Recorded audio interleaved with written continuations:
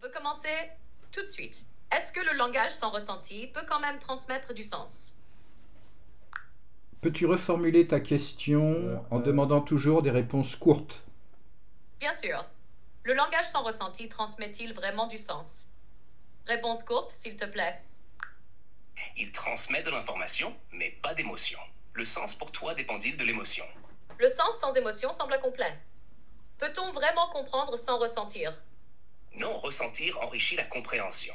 Penses-tu que plus de savoir rend les choses plus claires? Pas toujours. Plus de savoir peut aussi complexifier. La clarté dépend-elle de la quantité ou de la qualité du savoir? La qualité du sait est primordiale. Peux-tu quand même développer un peu plus tes réponses et être un peu plus aimable avec ton interlocuteur? Je te laisse continuer la discussion. Bien sûr, je comprends. Oui, l'évidence peut être subjective. Ce qui semble évident pour quelqu'un peut ne pas l'être pour un autre. Car cela dépend de l'expérience, des perceptions et même des croyances. Penses-tu que ce qui est évident pour nous est influencé par notre vécu? Absolument, le vécu façonne notre perception de l'évidence. Le vécu influence-t-il plus que la raison selon toi?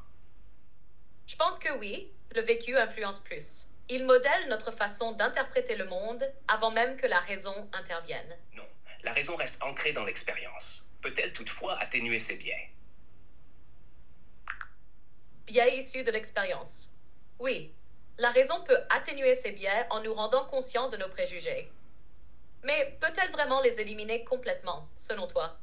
Non, l'élimination totale est difficile. La conscience de ces biais est-elle déjà un progrès suffisant? Pourriez-vous ajouter un peu d'humour dans vos réponses? Oui. Partager, c'est diffuser des idées. Crois-tu que plus une idée est partagée, plus elle gagne en légitimité, ou est-ce simplement une question de popularité? Parfois, c'est juste de la popularité.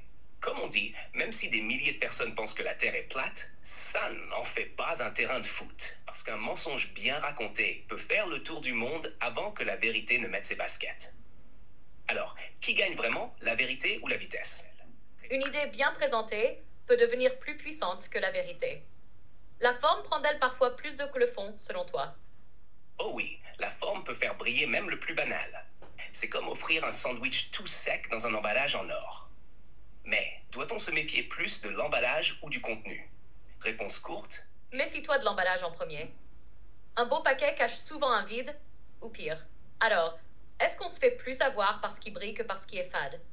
Exact, on se fait souvent hypnotiser par le brillant. Après tout, même un poisson se laisse avoir par un hameçon doré. L'apparence trompe-t-elle plus que les mots eux-mêmes, selon toi? Vous avez atteint la limite de message pour GPT-4. Veuillez réessayer plus tard. Vous avez atteint la limite de message pour GPT-4. Veuillez réessayer plus tard.